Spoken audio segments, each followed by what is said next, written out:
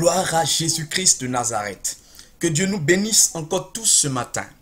Nous sommes là encore pour développer un nouveau thème. Et le thème c'est l'amour de Dieu. L'amour de Dieu. Nous allons lire notre passage biblique. Jean chapitre 5, verset 42. Jean chapitre 5, verset 42. Jean chapitre 5, verset 42 nous dit ceci. Mais je vous connais. Vous n'avez pas en vous l'amour de Dieu. Mais je vous connais. Vous n'avez pas en vous l'amour de Dieu. C'est cela notre message de ce matin. Votre serviteur, l'apôtre Franck Nyonzi, président fondateur de l'Assemblée chrétienne des vainqueurs et de l'ONG Vérité et Action. Bien-aimés, le Dieu que nous servons est un Dieu d'amour. Son amour est grand et incomparable. Notre Dieu nous a montré son amour dès le commencement du monde. Cela se voit dans la manière dont le monde et l'être humain ont été créés.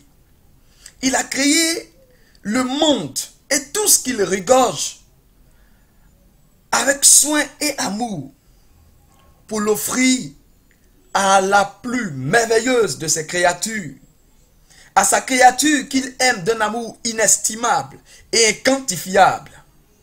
Cette créature à qui il a démontré son amour en la créant à son image, c'est-à-dire l'être humain. C'est toi, c'est moi, c'est nous. Et quand cet être humain, cet homme, qu'il aime tant, l'a déçu, en entrant dans la désobéissance, se condamnant ainsi à la mort, là encore, ce Dieu d'amour a encore démontré son amour en donnant son seul fils, son unique, pour qu'il serve de sacrifice pour le salut de l'homme. Il a accepté de prendre la place de l'homme en devenant homme comme lui pour mourir à sa place, pour payer le prix pour lui. Oui, bien-aimé, Dieu est amour. Il est amour et souhaite que nous le ressemblions. Il souhaite que nous manifestions l'amour de Dieu partout où nous sommes. Mais malheureusement, l'amour de Dieu a presque tari dans le cœur de ses enfants, comme de l'eau dans un puits ou dans un marigot. L'amour de Dieu est en train de disparaître du milieu des enfants de Dieu. Et malheureusement, nous ne prenons pas garde. Nous ne faisons rien pour empêcher cela. Et nous sommes là, impuissants. Regardons l'église en train de se détruire à cause du manque d'amour. C'est pourquoi, bien-aimés, nous avons décidé ce matin de vous parler de l'amour de Dieu. Et à travers ce thème, l'amour de Dieu, nous voulons parler ici, premièrement, des conséquences du manque d'amour de Dieu dans la vie des chrétiens ou dans la vie de l'Église. Ensuite, nous allons parler des avantages de la présence de l'amour de Dieu dans la vie des enfants de Dieu. Et enfin, de ce qu'il faut faire pour remédier à cette situation. Que Dieu nous bénisse. Donc, premièrement, quelles sont les conséquences du manque d'amour de Dieu? Les conséquences du manque d'amour de Dieu. Bien-aimés, avant de parler des conséquences du manque d'amour de Dieu, nous voulons d'abord donner la signification de l'amour de Dieu. Bien-aimés, que signifie aimer Dieu? C'est une expression qui est employée à tort et à travers par bon nombre de chrétiens. J'aime Dieu, j'aime Dieu. Qu'est-ce que cela signifie, bien-aimés? Bien-aimés, nous devons pas comprendre par aimer Dieu, aimer sa parole. Ça veut dire quoi? Aimer Dieu signifie que nous aimons sa parole. Aimer Dieu signifie aussi que nous aimons son œuvre. C'est-à-dire nous aimons l'œuvre de Dieu. Aimer Dieu signifie encore que nous aimons notre prochain comme nous-mêmes. Voilà comment aimer Dieu. Mais bien aimé, aimer la parole de Dieu, qu'est-ce que cela signifie? Ici, bien-aimé, aimer la parole de Dieu ne signifie pas simplement affirmer que nous aimons la parole de Dieu. Il ne suffit pas de confesser que nous aimons la Bible. Il ne suffit pas d'écouter les enseignements bibliques, de participer au séminaire. Bien-aimé, aimer la parole de Dieu, c'est aspirer de tout son cœur à la connaissance de cette parole, mais aussi de pratiquer cette parole. C'est pourquoi Psaume 119, le verset 167 nous dit: j'observe tes préceptes et je les aime beaucoup. Dans d'autres versions, on dit: mon âme observe tes préceptes et je les aime beaucoup. Quand nous prenons encore Jérémie 15, le verset 16, il dit: tes paroles se trouvaient là et je les ai dévorées. Ta parole a fait la gaieté et la joie de mon cœur. Bien-aimés, nous devons aimer la parole de Dieu au point de la dévorer comme une nourriture. La Bible dit que la parole de Dieu est la nourriture de notre âme. C'est cela, bien-aimés, aimer la parole de Dieu. Maintenant, que signifie aimer l'œuvre de Dieu? Bien-aimé, aimer l'œuvre de Dieu, c'est d'accepter de mettre son temps, son intelligence, sa force et ses biens au service de Dieu. Non seulement il faut accepter, mais il faut le faire sincèrement et réellement. Il faut le faire avec amour et considération. Ça veut dire quoi, bien-aimé? Si aujourd'hui, je prends mon temps, ce précieux temps que j'ai, pour aller gagner des âmes, pour aller intercéder pour l'avancement de l'œuvre de Dieu, pour aller faire des répétitions de chants, pour contribuer à la réussite et au succès du culte par l'adoration, la louange. Si je m'assois, je réfléchis, et je mets mon intelligence à réfléchir à comment faire pour que l'œuvre de Dieu avance. Si je mets mes biens, mon argent, mes biens matériels à la disposition de l'œuvre de Dieu, si je le fais avec amour, cela signifie que j'aime Dieu. C'est cela aimer Dieu. Et pardon, c'est cela aimer l'œuvre de Dieu.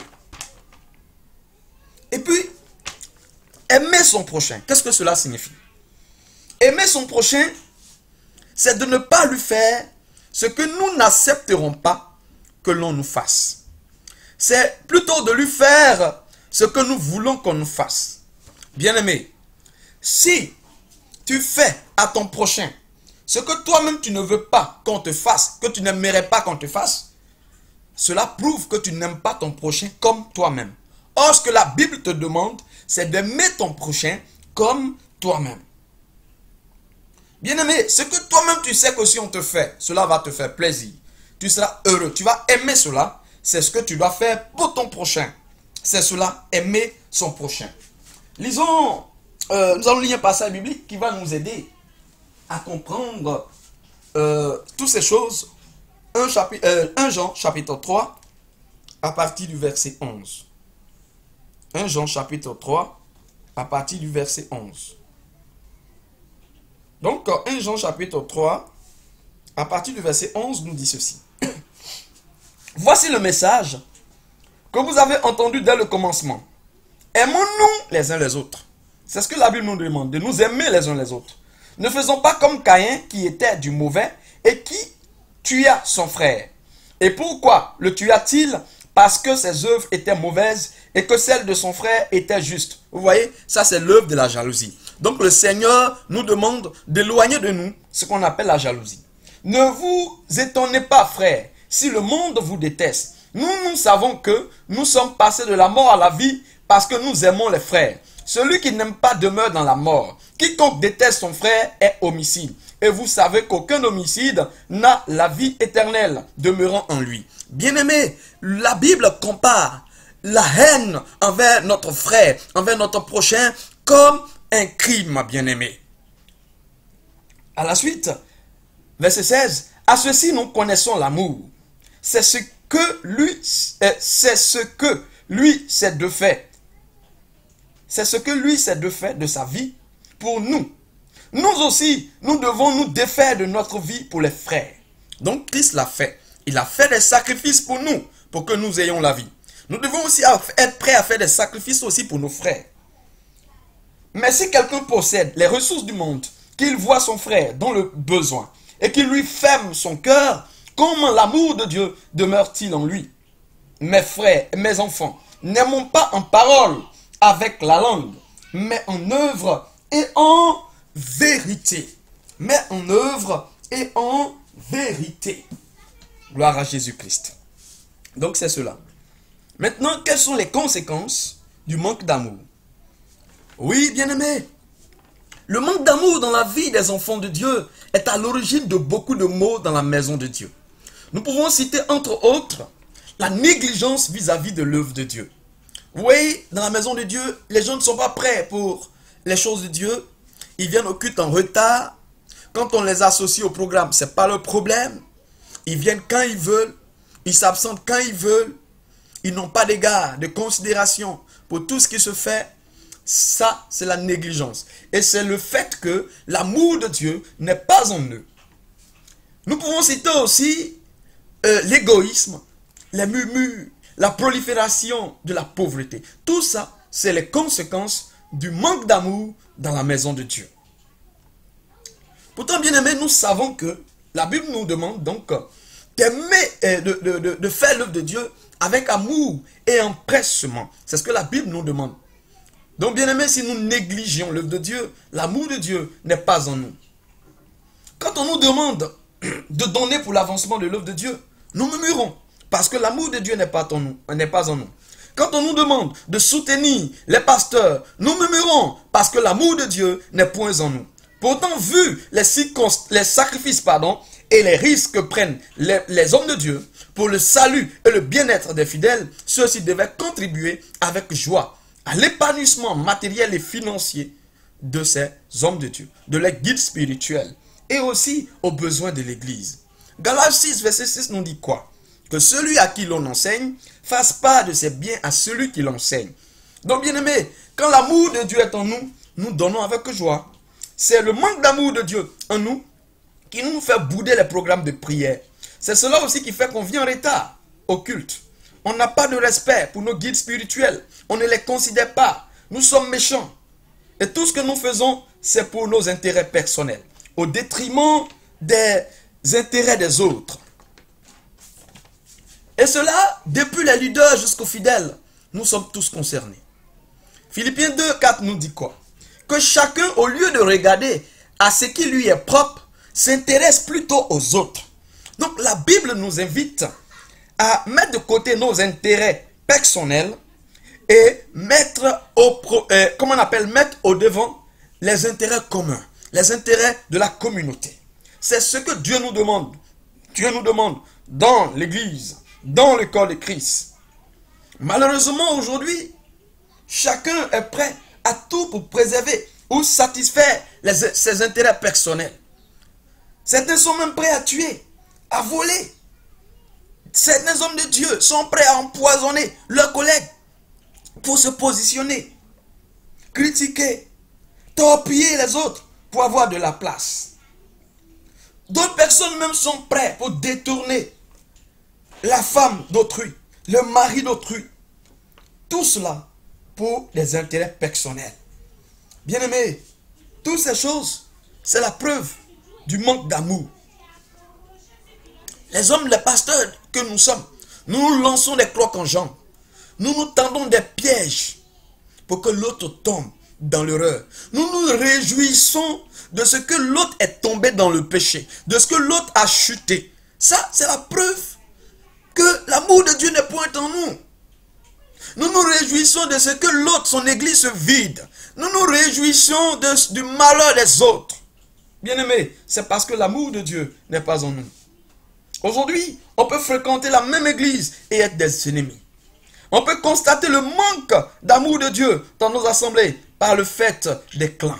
Oui, bien-aimés, il y a les clans des riches, les clans des pauvres. Et le constat, c'est que Les riches deviennent de plus en plus riches, sans se soucier des pauvres. Oh God. 1 Corinthiens 12, versets 5 à 26 nous dit ceci. Pourquoi y a-t-il tant de divisions dans le corps? Mais toutes les parties du corps s'inquiètent de la même façon les uns pour les autres. Et si une partie du corps souffre, toutes les autres souffrent avec elle. Si une partie du corps est glorifiée, tous les autres se réjouissent avec elle. Bien-aimés, c'est cela. C'est ce que nous devions faire. Pleurer avec ceux qui pleurent, nous réjouir avec ceux qui se réjouissent. C'est cela, bien-aimés. Aujourd'hui, les leaders choisissent de visiter ou de prendre une part active dans la vie des fidèles qui ont beaucoup d'argent au détriment de ceux qui sont en manque. Pourquoi? Tu as rien, tu n'as rien, on n'est pas prêt pour toi. Si tu as quelque chose, du 1er au 31, on va te visiter, on va t'apporter tous les soins qu'il faut, on va prier pour toi, on va faire ceci, on va faire cela. Bien-aimé, cela prouve que l'amour de Dieu n'est pas en nous si nous le faisons. Aujourd'hui, nous constatons que la pauvreté bat son plein dans nos assemblées, dans le corps de Christ, dans l'église, à cause de la méchanceté. Oh God, à cause de la méchanceté, à cause de l'égoïsme. À travers toutes ces choses, nous voyons que l'amour de Dieu n'existe presque plus dans le cœur des chrétiens aujourd'hui. C'est pourquoi nous assistons au désordre dans la maison de Dieu. Nous assistons à la rétrogradation des fidèles.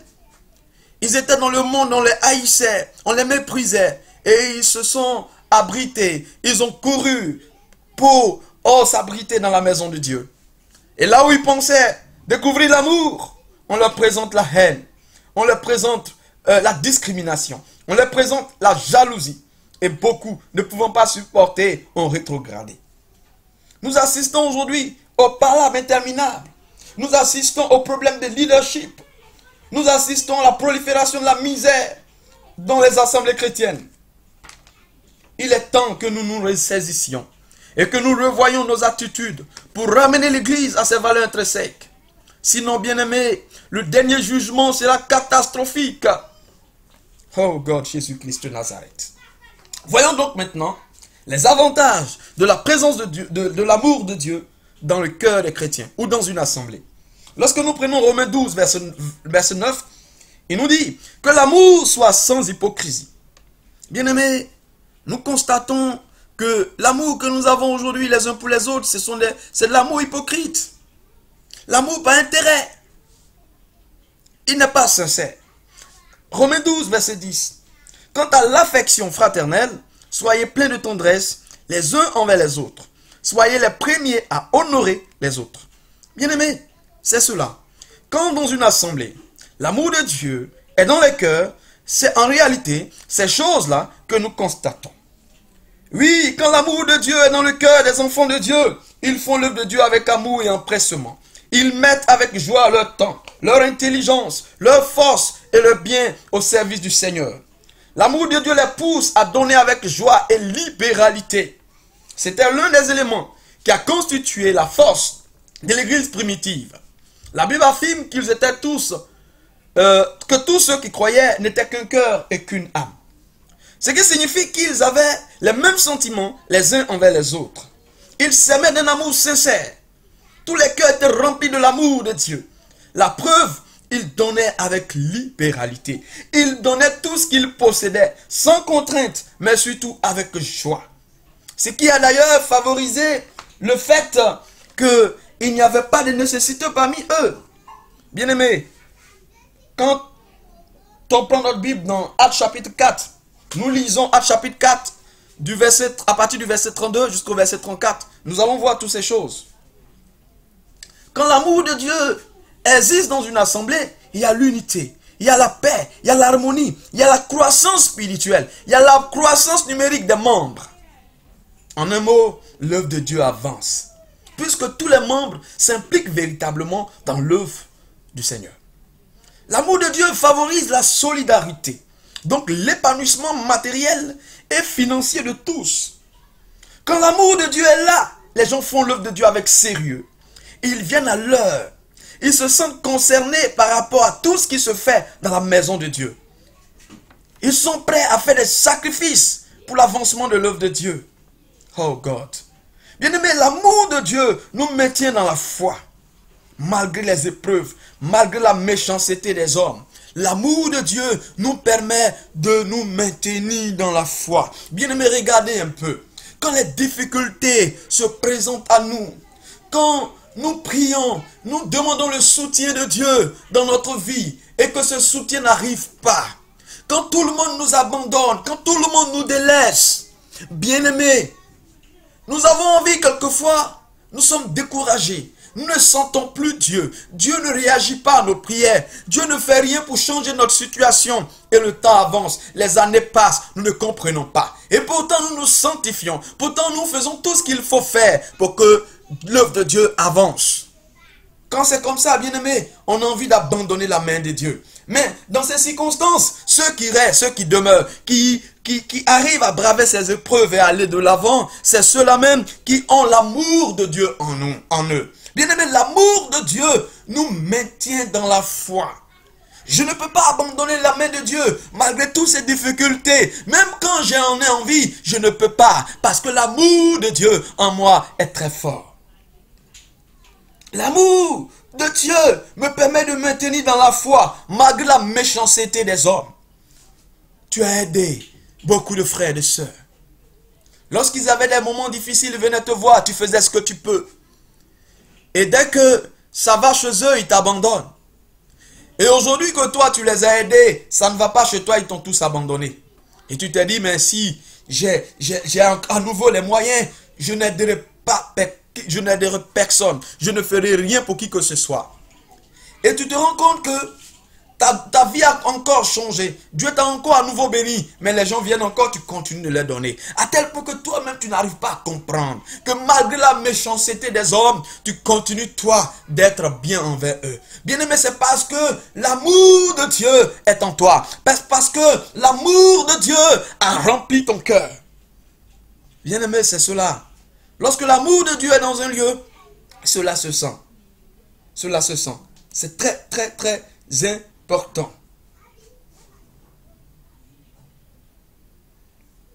Bien-aimés, enfin, nous allons répondre à cette question. Qu'est-ce que nous devons faire pour favoriser l'amour de Dieu dans nos assemblées? Bien-aimés, pour favoriser l'amour de Dieu dans les cœurs et dans nos assemblées, nous devons prier. Bien-aimés, prier pour que les démons de l'hypocrisie, de la jalousie, de l'égoïsme, de l'individualisme s'en aillent de nos assemblées. Bien-aimés, aujourd'hui, il faut qu'on se dise la vérité. Le démon qui vraiment mine nos églises aujourd'hui sur la terre, le plus, c'est le démon de l'hypocrisie. Parce que les dimanches, on voit des chrétiens qui se retrouvent, qui chantent, qui dansent ensemble, qui s'embrassent. Mais une fois que le culte est fini, chacun pour soi, Dieu pour tous. On s'en fout de la vie de l'autre. Est-ce que ça va chez lui? Est-ce que ça ne va pas? Ce n'est pas notre problème. On s'en fout. On s'en fout. On ne s'intéresse pas à l'autre. Et le frère qu'on prétend aimer, on a embrassé. Oh mon frère, je t'aime. Oh ma soeur, je t'aime. C'est ce frère-là qu'on est en train de critiquer. Pourtant, il y a quelques heures, on était au culte, on l'embrassait. Non, tu es un frère, tu es bien. Tu es ceci, tu es cela. Et quand on retrouve les pasteurs, nos guides spirituels, oh homme de Dieu, vraiment tu es bien, vraiment moi j'aime les hommes de Dieu comme toi, parce que tu nous aimes, tu nous démontres ton amour, vraiment je veux te ressembler. Mais quand on finit de faire ça, quand l'homme de Dieu tourne dos, on commence à parler mal de lui. Est-ce cela de l'amour, bien-aimé? C'est les œuvres de l'hypocrisie. Et ce démon-là vraiment mine nos églises aujourd'hui, parce que tout ce que nous faisons, tout ce que nous voyons, ce sont la manifestation, les œuvres de l'hypocrisie. L'amour réel n'est point en nous.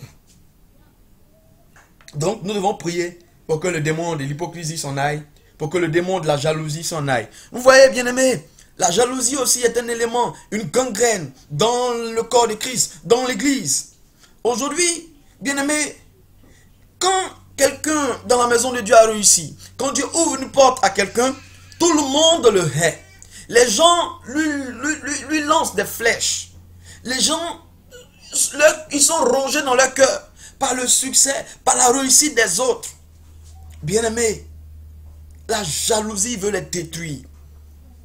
Bien-aimés, Si tu peux être jaloux parce que Dieu fait quelque chose dans la vie de ton frère, c'est que l'amour de Dieu n'est pas en toi. Parce que Dieu demande que nous puissions nous réjouir avec nos frères lorsque la bénédiction de Dieu est dans leur vie.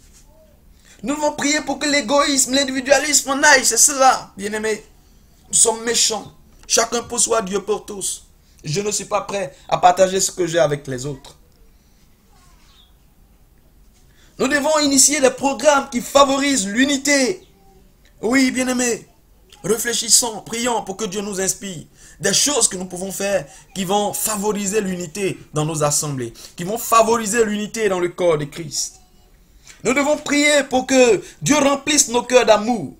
Nous devions être de vrais militants de la symbiose et de l'unité. Bien-aimés, cela est très important. Donc voici ce que nous devons faire. En conclusion, bien-aimés, nous allons lire un passage biblique qui nous servira donc de conclusion. 1 Corinthiens chapitre 13. 1 Corinthiens chapitre 13, nous allons lire à partir du verset 1. Quand je parlerai les langues des humains et des anges, si je n'ai pas l'amour, je suis une pièce de bronze qui résonne ou un cymbale qui retentit. Bien-aimés, la Bible dit, quand j'aurai la capacité de parler en prophète, la science de tous les mystères et toute la connaissance, quand j'aurai même toute la foi qui transporte des montagnes, si je n'ai pas l'amour, je ne suis rien. Bien-aimés, ces différents passages bibliques doivent nous emmener à réfléchir. On continue. Quand je distribuerai tous mes biens, quand même je livrerai mon corps pour en tirer fierté, si je n'ai pas l'amour, cela ne me sert à rien. L'amour est patient.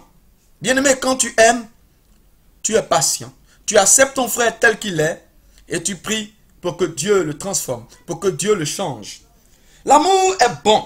L'amour n'a pas de passion jalouse. Bien-aimé, tu n'es pas rongé par la réussite de ton frère. L'amour ne se vante pas. L'amour ne se gonfle pas d'orgueil. Il ne fait rien d'inconvénient. Il ne cherche pas son propre intérêt. Il ne s'irrite pas. Il ne tient pas compte du mal. Il ne se réjouit pas de l'injustice, mais il se réjouit avec la vérité. Il pardonne tout. Oui, bien-aimé, si tu n'es pas prêt à pardonner, c'est que l'amour n'est point en toi. C'est que l'amour n'est point en toi. Bien-aimé, quand on aime, on est prêt à pardonner. Tu ne peux pas dire que tu aimes ton frère, pourtant tu n'es prêt à lui pardonner. Je ne peux pas te pardonner cela. On délègue des gens pour venir te demander pardon parce que le frère a fauté. Le frère même vient vers toi, il s'engenouille, il fait tout. Depuis des années, tu n'es pas prêt à lui pardonner. Et tu dis que tu aimes Dieu. Et tu dis que tu es un enfant de Dieu. Bien-aimé, revois ta copie. Revois ta copie. Il croit tout. Il espère tout. Il endure tout. L'amour ne succombe jamais. Les messages de prophètes, ils seront abolis. Les langues, elles cesseront. La connaissance, elle sera abolie. Bien-aimés, gloire à Jésus-Christ. Donc, bien-aimés, c'est cela. Nous devons avoir l'amour de Dieu en nous. Nous devons prier pour que l'amour de Dieu soit en nous. Nous devons manifester l'amour de Dieu dans nos relations avec les autres, dans l'église et même à l'extérieur de l'église, avec même ceux qui ne connaissent pas le Seigneur. Parce qu'en leur manifestant notre amour, ils viendront donc au Seigneur. Ils se donneront donc au Seigneur. Ils comprendront donc que dans le Seigneur, il y a la chaleur, il y a la fraternité, il y a l'amour. Donc, bien-aimés, voici ce que Dieu nous a mis à cœur de partager avec vous ce matin. Que Dieu nous aide à marcher selon sa voie, à demeurer dans sa crainte pour être des références et des modèles pour l'avancement de son œuvre. Que Dieu nous bénisse encore ce matin.